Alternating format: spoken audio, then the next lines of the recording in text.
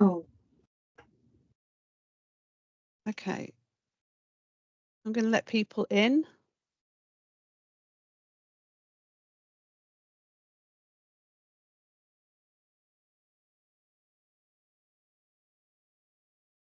Hello, hello, hello.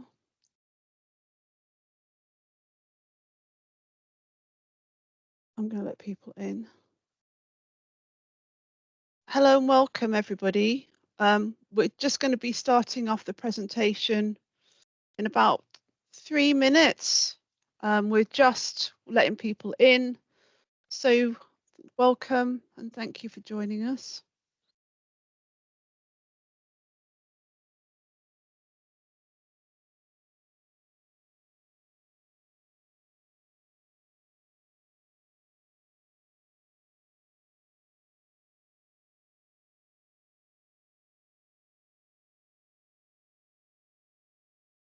Welcome, everybody. I'm just going to give us 2 minutes just to get everybody, as many people as we can, joining.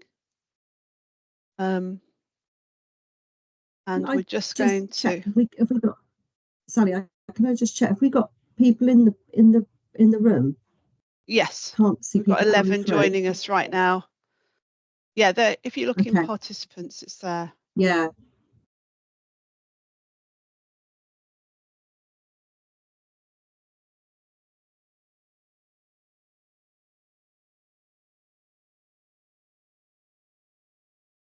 Okay, you've got 14 people attending at the moment. Welcome, everybody. I'm just going to hang on for 2 minutes and then just start the meeting. Thanks for coming along. I know it's lunchtime, it's Easter. Hopefully everybody's had a good Easter break and you're not disrupting your Easter holidays too much to join us. So just 1 more minute and then I'm going to let Louise, my colleague, share her screen and we're going to kick off the presentation. So just 1 more minute, please hold on and we'll be starting the presentation shortly.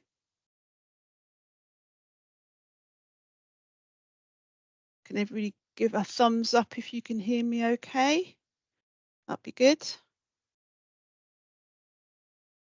Brilliant. Thanks, Caroline.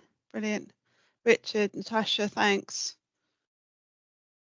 And Becky, thank you. That's good. It's all good to know that technology works. So we're going to kick off. So Louise, are you able to share your screen and I can stop sharing? Yep, give me 2 minutes. Okay, I'll give you 30 seconds.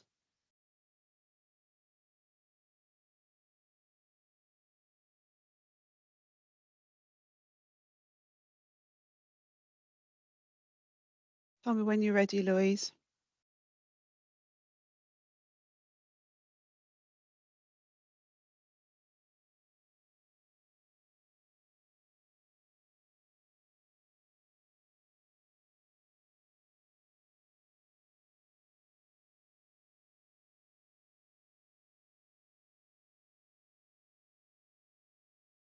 Okay, are you ready, Louise?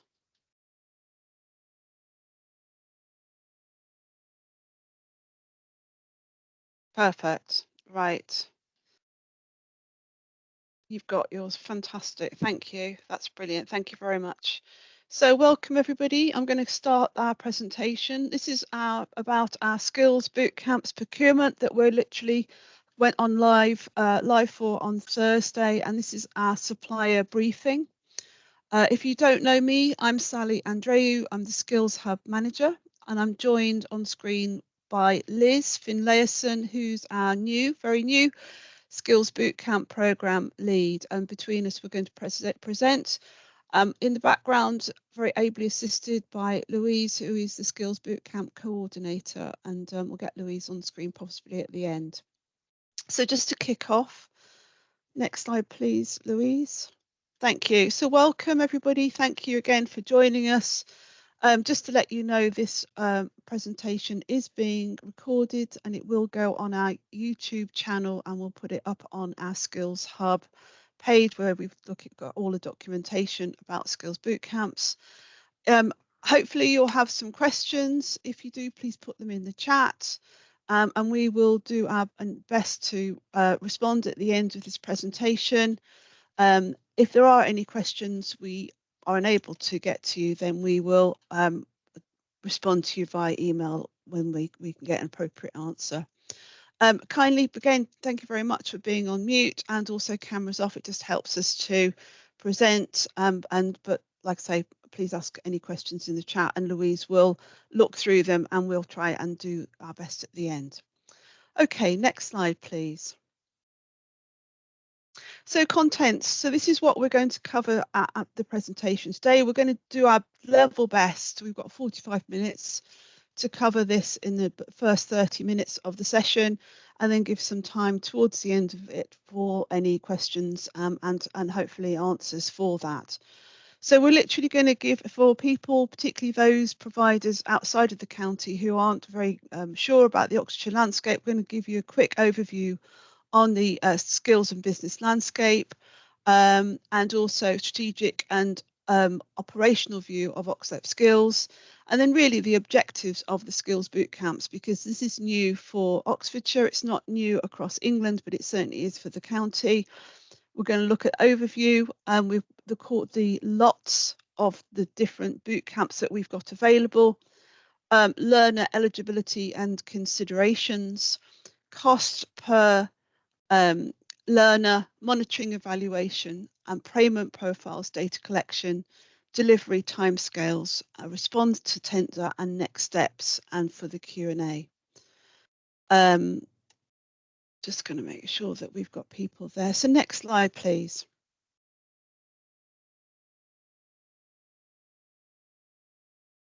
Thanks, Louise. So just to give you a very, very high level overview of the Oxfordshire skills and business landscape. So Oxfordshire has got a historic tight labour market, very low unemployment. So for the unemployment data in September and October of last year was only 9,310. That's very low against the national average.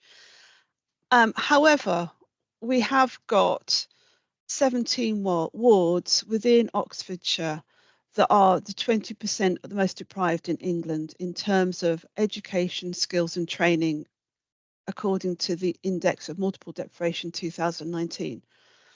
We have got, as part of Oxfordshire, it's a tale of two counties.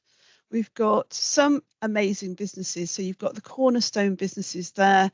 So you've got all the list: health and social care, wholesale and retail, manufacturing, education, visitor economy, our breakthrough businesses, which space, life sciences, education, motorsport, creative and digital and creative, cryogenics, construction, carbon neutral. So we've got two different forms of businesses there, but we have got those wards of deprivation, and they're long-standing wards of deprivation, which is a challenge. And this is where we've got a very well trained workforce. So 53% of our workforce is qualified to degree level or above. And within that, we've got about 691,000 residents, but we have got some residents that really are and increasingly furthest from the workforce.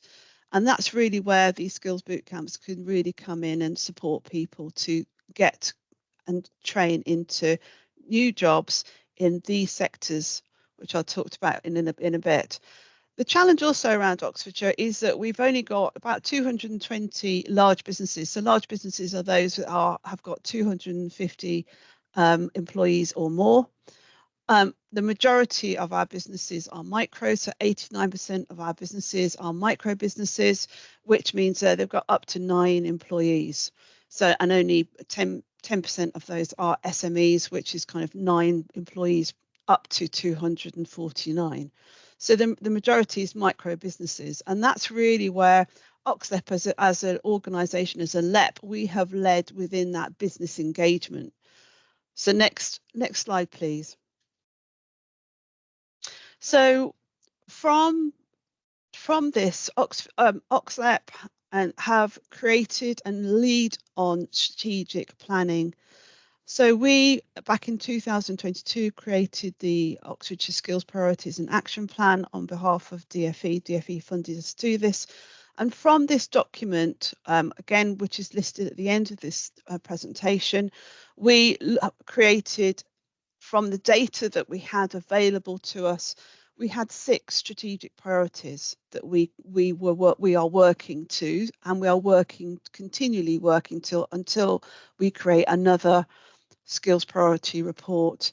So the 5 points here: supporting the reform of technical skills, helping young people and adults to ensure they're aware of the labour market, managing Oxfordshire's tight labour market, which we've seen very low unemployment, and this has been long-standing even through COVID. We've got a very tight labour market, very low unemployment, very competitive for businesses to recruit and retain people.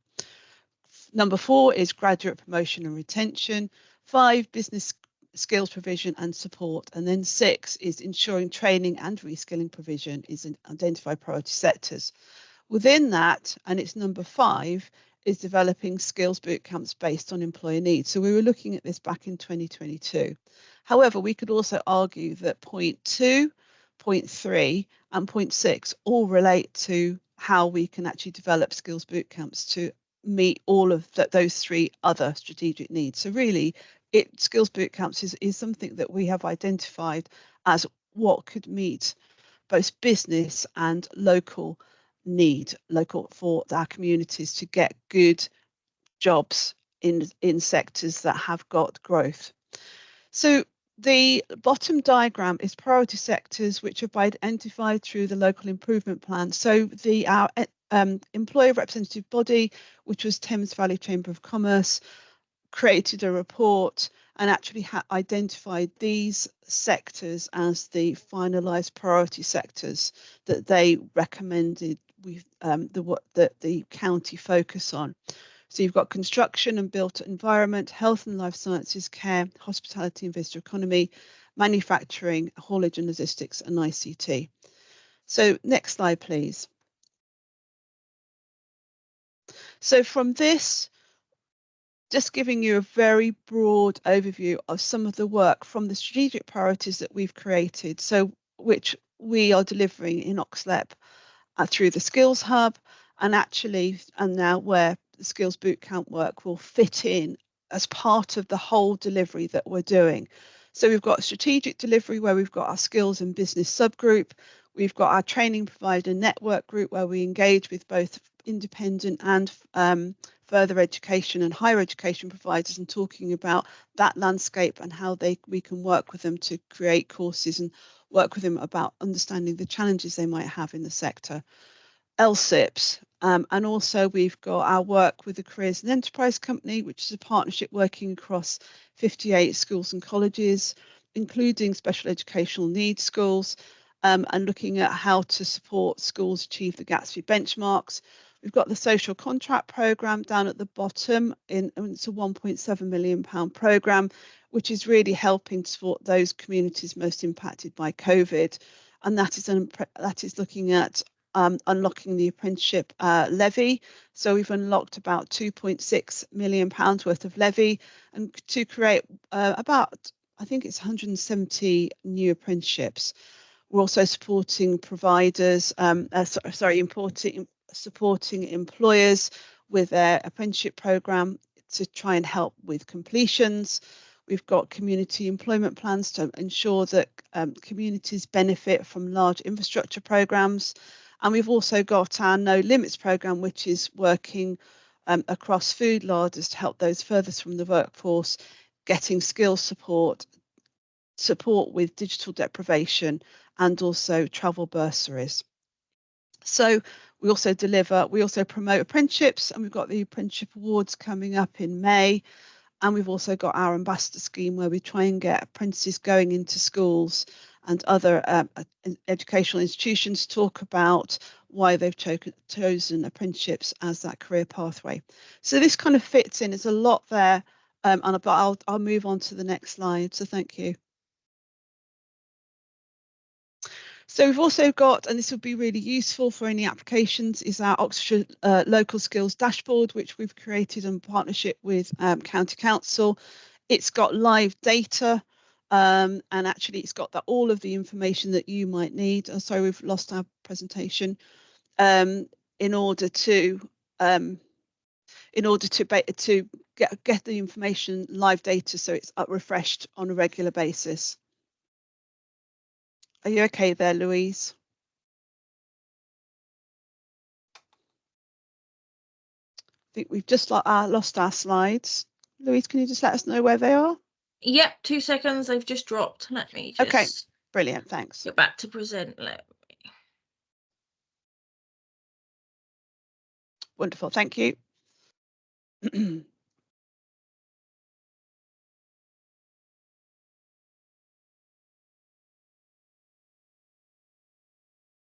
There you Brilliant. are.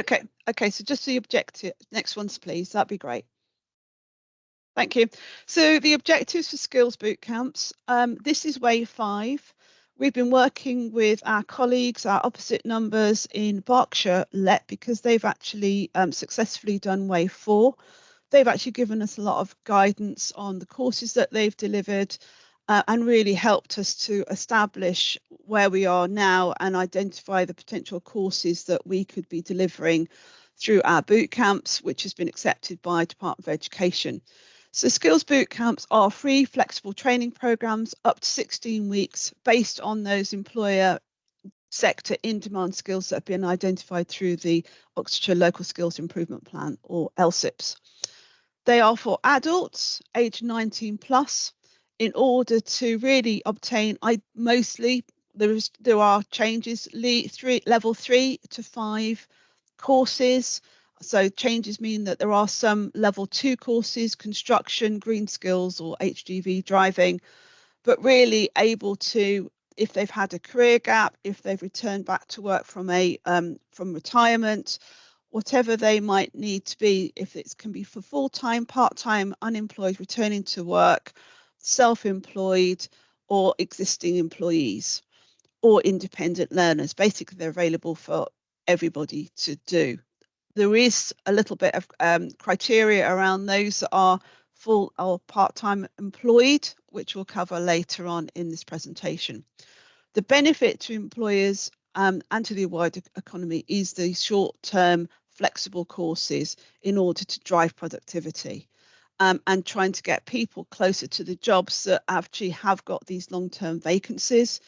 And the aim is actually that those people that are looking for work will be offered a guaranteed job interview. So it's important that employers are on board, that they're actually able to comment on the curriculum to ensure that those people who have successfully completed this bootcamp will actually have a job interview for a vacancy that they may hold. If it's a full-time, or if it's somebody that's employed, then they've got to show progression within 6 months of within their role or going to another role or taking on further responsibilities. And that training is available in areas of England. So next slide, please, Louise. Thank you.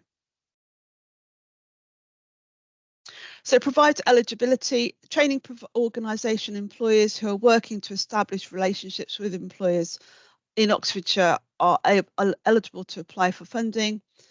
All applicants are required to demonstrate which employers in Oxfordshire they're working with. Could be national, but they've got to have some branch in Oxfordshire for those jobs. To develop their skills bootcamp and how they'll deliver the skills bootcamps to people living or working in Oxfordshire. There's going to be a slight criteria where if people are slightly outside of Oxfordshire on a case-by-case basis, we'll look at it. They can't be massively outside of Oxfordshire boundaries, but we will look at on a discretionary basis if it makes more sense travel-wise for them to go to an Oxfordshire bootcamp rather than another bootcamp in their own kind of county, for example. And applicants must demonstrate how outputs will benefit Oxfordshire businesses. And then to deliver, an organisation must be registered with the UK Register of Learning Providers. Organisations not currently registered can, and there's a link on the Register of Learning Providers. Thank you. Next slide. So these are the various courses that we would like to put on, the Skills Bootcamps we want to put on. These, we've broken them down into lots. So lot 1 is Health and Life Sciences. We're looking to achieve 20 learner numbers and the value of funding is 120,000. Lot 2 is Engineering and Manufacturing. Learner numbers about 30 people, value 150,000. Digital Marketing, lot 3 is 32 learners and it's 160,000. Lot 4 is Data Analytics and its learner number is 50. And value of the funding is 280,000. Lot 5 is Cloud Services or Amazon Web Services. We're looking for 36 learners for that course, and the value of that is 180,000. Lot 6 are green e-bikes, and we want 40 learners, and the value is 140,000. Lot 7 is green e-vehicles, and we're looking for 20 learners at a cost of 70,000. Lot 8 is green construction, and we want 40 learners, and the value for that is 140,000. Lot 9 is green sustainability. Learner numbers are 30 people, and the value is 150. And lot 10 is hospitality, where we've got 21 learners, and the value is £84,000. So these are all the courses. On the courses there is the levels that again, it's got to be level 3. The change in that is the green e-bikes. There is going to be some flexibility. So we're looking potentially to have a lower course on that, probably 1 to 3. So there is a bit of a change on that side, and we'll amend those slides before it goes out. Next slide, please, Louise. Thank you. So just a bit more of a breakdown of these are the proposed modules. I'm not going to spend a huge amount of time on them. You will be able to access the slides afterwards. So we've got the lot here, which is Health and Life Sciences. Really, we're looking at wet laboratory skills, safe working practices, biological techniques, engineering, manufacturing. Those are all of the kind of elements we want from those. Next slide, please. Digital marketing, so social media, content creation, email marketing. Again, next slide, please. So that should Digital. be data. Okay, data. Okay, so we'll move on to that one. Thank you.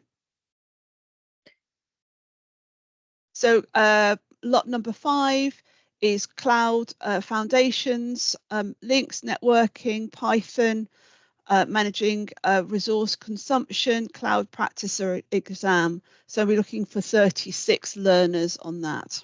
Next slide, please. Green skills now, and we've got the green e-bikes.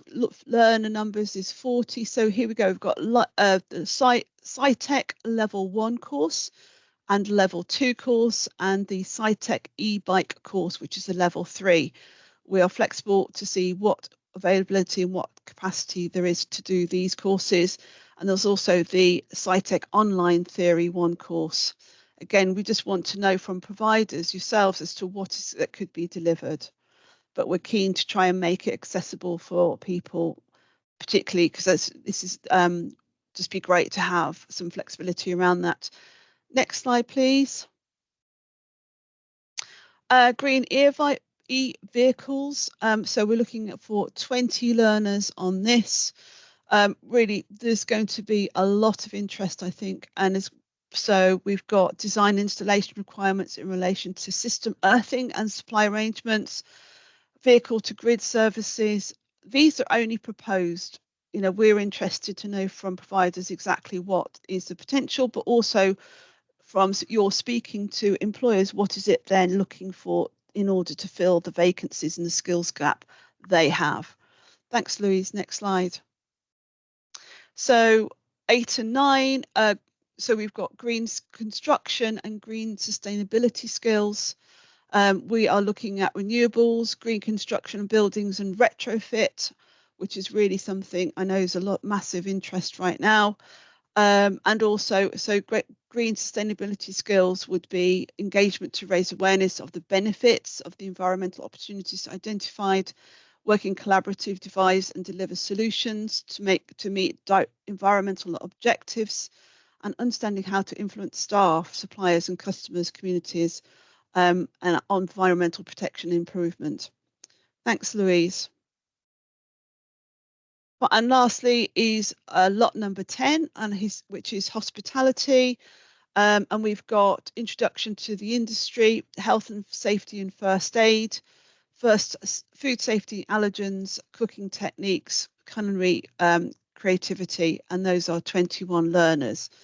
So again, I appreciate it's a bit of a whistle-stop tour, but again, we will be sharing all of this information. Next slide, please. So I'm going to hand over to Liz, who's our Skills Bootcamp program lead, to carry on with the presentation. I'll join her in a bit. Thank you. Thank you, Sally. So just having a look at learner eligibility and considerations. A learner may only take one Skills Bootcamp per funding year. Providers must only enrol learners who are aged 19 or older on 31st of August within the Education Skills Funding Agency funding year. If we look closely at the types of learners, I know Sally's already highlighted some of the key types of learners that would be maybe more suited and eligible for a bootcamp, but we're looking at employed, unemployed, and self-employed, and I think we would be looking for our providers to demonstrate links that would be able to engage learners for a quick and prompt start. So that would be a key aspect for us. Obviously not compromising on quality, but definitely we're looking for a prompt start. So employed, unemployed or self-employed. Participants enrolled on WP's Restart programme can access Skills Bootcamps.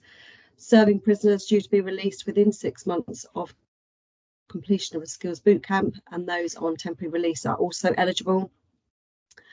No prior attainment is required to access the bootcamps unless specifically prescribed by the employer or specifically related to the job and sector within which the vacancies or development opportunities are offered. And preference should be given to learners who either work, live or plan to work in Oxfordshire, and the funding must look to support training for jobs in this geography. Thanks, Louise. So cost per learner, as suppliers will tailor the delivery to the needs of the employees and learners, we do anticipate that the delivery costs may vary across providers. In terms of contributions, the 30% or 10% contribution made by an employer for a staff member that they choose to place on a skills bootcamp so that they can progress in the workplace will be deducted from the funding paid to the provider. So 30% we're looking for obviously those larger organisations, so organisations with over 250 employees, and the 10% for the small, medium size organisations. Funding conditions: providers must not transfer funding between the following budgets, so Skills Bootcamps, ESFA funded AEB, 19 to 24 traineeship programmes, level 3 adult offer, apprenticeships, advanced learner loans bursary fund, and the advanced learner loan facility. Okay, thanks, Louise. So in terms of the delivery and the delivery requirements, pre-recorded content does not count towards guided learning hours. On the previous slides we outlined the guided learning hours for those specific boot camps, but pre-recorded content does not count towards those guided learning hours. Initial assessments would be expected to take place for every learner to establish their starting points and should be carried out for every learner. Providers may deliver skills bootcamps remotely, online or face-to-face, or through a blended approach. approach, and this again is something to consider if you are interested in applying for delivery in Oxfordshire.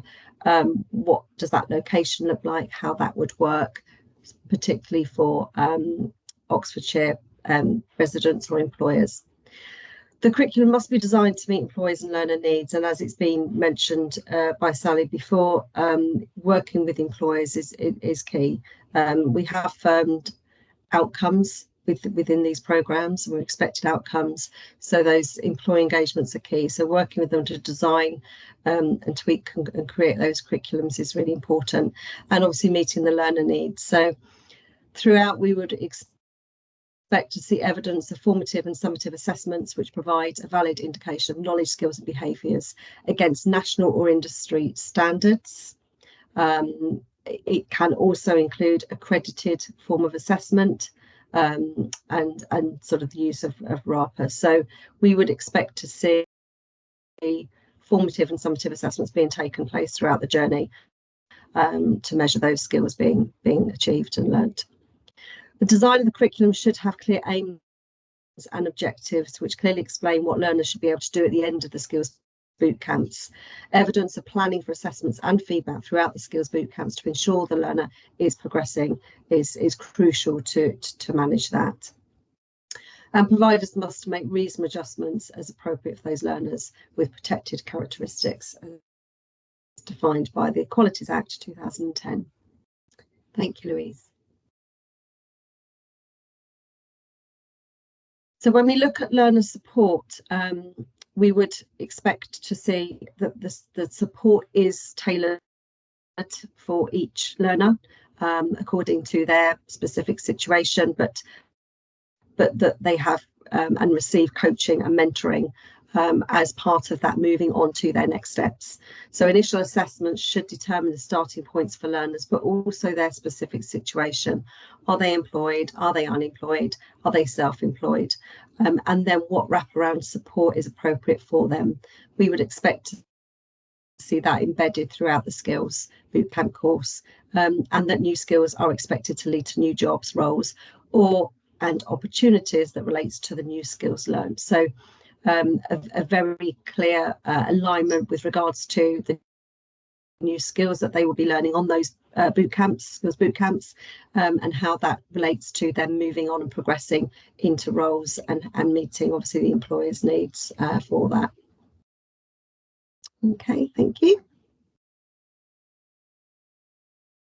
Monitoring and evaluation, and again this is a really key aspect for us. DFE and OxLEP Skills will conduct sampling checks of learner and employer evidence throughout the contract period, and these sampling checks will include some of those as listed. So observations of teaching and learning, evidence of interviews taking place, evaluation of the level of learner and employee engagement and suggested improvements, evaluating the curriculum, so you're working with you to ensure is it fit for purpose, and just managing and monitoring that is delivering what we need it to deliver, and the different delivery methods, and the assessment practice and the teaching practice that's being carried out. All activity sampling will receive a report, so there will be a report whenever we come to do sampling.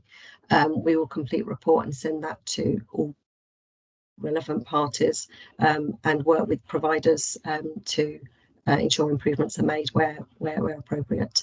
You know, it does go without saying we would expect, you know, a good high quality standard of training leading to the outcomes that we have worked with CDRE to put in place. So that would be very important to us. And skills in bootcamps are subject to Ofsted inspections. The link there to the inspection framework, so please take note, and there will be a focus obviously on intent, implementation and impact. Thank you, Louise. So if we have a look at the payment profiles, the first payment, which would be 45%, would be paid at the time when we have received evidence of 10 guided learning hours being completed, and after 14 qualifying days of being on programme. We've listed, and it's not exhaustive, but some examples of documentation and evidence that we would expect to see in order for that payment to be made. I think it's probably also crucial to sort of relevant to say that, you know, having somebody in the organisation who is responsible for collating this evidence would be really key and helpful in terms of helping us to manage the contract as well. So that would be the first payment. The second payment, which would be 35%, would be when the learning has completed and the learner has been offered a job interview, or if they are employed, evidence that they've been offered a new role or an additional responsibility within the current organisation. And if they're self-employed, that we've got written confirmation that new learning has been acquired and that will lead hopefully to new opportunities and contracts. So that would be the second payment of 35%. The final payment, which is the third payment, which would be 20%, is based around the evidence of a job offer, and that job has to relate to new skills learnt on the Skills Bootcamps. So for those that are unemployed looking to move into work, we would need evidence of a job offer being made. If they are employed, then we'd seek evidence of progression to a new job role or their existing role. So again, that evidence that they have moved into that job role, and where the learner is self-employed, that there is evidence that they have secured new contracts or new opportunities. Just going up to the independent learner, so a job where a job has been offered, that we would expect to see, and that job would be for a minimum of 12 weeks, and it can be an apprenticeship also. Okay, thank you. Data collection, again, a key role, very important to us. We do need to track and monitor and manage as part of our contractual obligation. So all providers must submit data using the DfE data submission sheet. This data collection is mandatory and must be submitted monthly via the spreadsheet template that we will supply. We will use it for audit, assurance and evaluation purposes. The DfE is currently working through changes to the ILR, so at some point we will expect to be on the ILR, and then data would be recorded and reported through this platform, but we wait to hear as to when that will be ready. Providers must have a robust approach to data collection, surveys, job interviews, case studies. All data collection must be compliant with GDPR, and we will outline further information regarding the process upon contract commencement. Thank you, Louise. And Skills Bootcamp timescales. So if we're looking at the outcomes, we are within this contract expect to have a minimum of 319 learner starts between the 1st of April 2024 and the 31st of March 2025. At least 80% of those who start training will complete by the 31st of March 2025, which includes 100% of those relevant learners being offered a guaranteed interview with an employer with appropriate vacancies. At least 75% of learners who complete their course will have a positive outcome. So that's a new job, must be continuous employment for 12 weeks or at least, or an apprenticeship or increased responsibilities or new role with an existing employer, or increased opportunities if they are self-employed within 6 months of completing their Skills Bootcamp. So the outcomes should be very clearly tracked and managed and monitored for the 6 months after completion, so that outcome can be tracked and met, those targets met, and payments can be made. Okay, thank you, Louise. Okay, I'm going to hand back to Sally, if Sally's there. I'm just here coming up Okay, perfect. Thank you very much, Liz. That's brilliant. So we've got response to tender. We've got an application form. We need a high-level timeline as to when you think you might be able to start the bootcamp, and also a risk register. So what are your risks that you have identified to deliver the bootcamp? Additional documents would be an employer engagement policy, equality and diversity policy, data protection, and quality assurance as well, which would be good to receive. We would want to hear about your approach, your pricing, and also your quality assurance. How do you make sure it actually meets the quality that DfE are requiring? Next slide, please. Great, next steps. So if there are any further queries after this presentation, you've got up to the 27th of March to ask us any related queries. We would like to see all proposals in by Thursday, the 2nd of May at 9 o'clock, to be sent to our email address skills@oxfordshirelep.com for the attention of our Skills Bootcamp coordinator. And we would recommend that you send a delivery receipt for your email, or just ask us to make sure that we've received it, and we'll just give you a heads up and say, yes, we've had it. And we'll be working to a timeline of Monday, the 20th of May, 2024, for yourselves to be notified of the outcome. So those people that have submitted, we are working to that timeline, depending on how many we get, but we're working to that timeline in order to try and then start actioning, because we will have a 10-day call-off period before we can commence with the next stage of contracts. Next slide, please. Sorry, Rachel, we've got that. Do you mean April rather than March? You're right, we do. Do you want to go back, Louise, to that slide, please? So, yeah, 27th of April.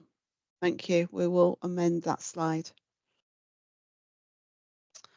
And okay, I will pick up the comments in a minute. So the documents, all of the links are there on the slide. So the OxLEP Skills News, the Oxfordshire Local Skills Improvement Plan, the Skills and Labour Market Information, the invitation to attend documents, and then also the executive summary of the Oxfordshire Skills Report and Plan, if you want to have a quick look at that.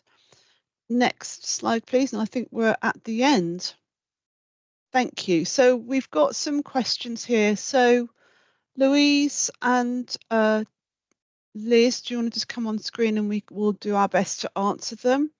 So the first one we've got from Lynn is, are we able to submit applications outside of the core published themes? Is there any budget for additional propositions for bootcamps that meet a cross-cutting LSIP theme, for example? So we have talked about this, and our thinking is right now is that we want to deliver the courses that we have set out.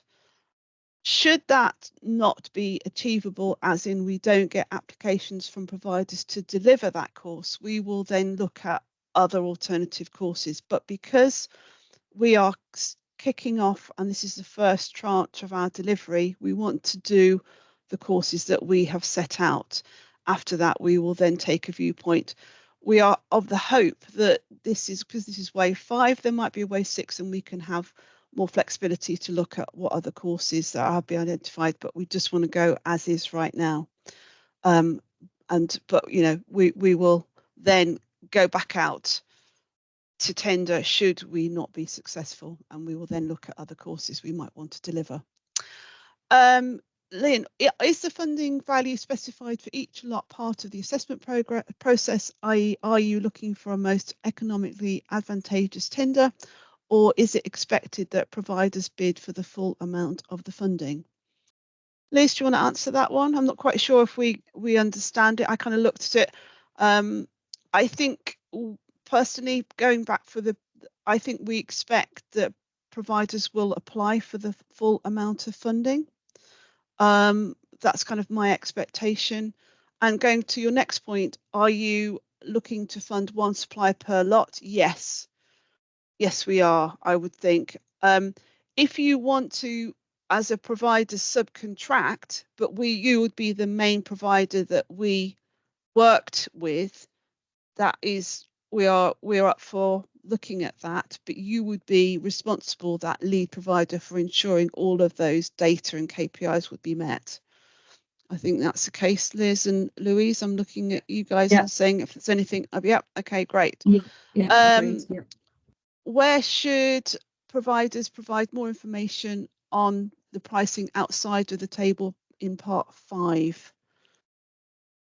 Tom, I'm not quite sure I understand your question. Do you want to quickly ask a bit more?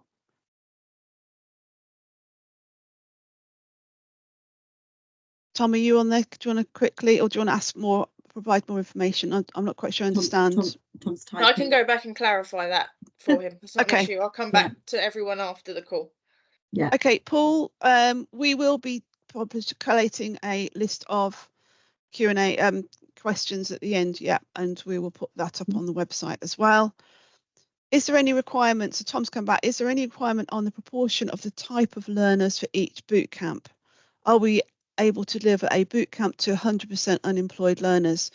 I don't think we've got any criteria around that. You could absolutely deliver a bootcamp to 100% unemployed learners. Yeah, I think that would work, as long as they, in your evaluation, you are confident they can meet the level of work, or the course level, i.e. the level 3, and they're able to complete that course. I think that's the case, is ensuring that kind of support beforehand and that kind of mentorship through that course. But absolutely, I mean, if you are going to do 100 unemployed learners, okay. Yeah, I think that's absolutely fine. Tom was referencing 100% employed learners, weren't you, Tom? I think that was your sort of question. Sorry, and again, we haven't stipulated. I mean, there are obviously 3, we mentioned, different types of learners, but as Sally said, if the need and the demand is there, and that is the right rationale behind 100% employed learners utilising the bootcamp, then we haven't stipulated otherwise at this point. So we have heard through our colleagues at the Berkshire LEP, is that a large employer has wanted to have a boot camp for their graduates, for example, because they didn't have the skills that they needed through COVID. So it's a case of, absolutely, if you've got employers that want to put their staff on a boot camp, then we would definitely be very happy to have that. And if it's 100%, that's fine.